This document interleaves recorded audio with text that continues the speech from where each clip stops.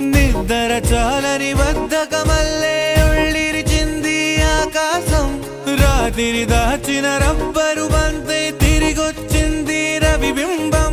వెలుతురు మోస్తూ దిగి వస్తున్నది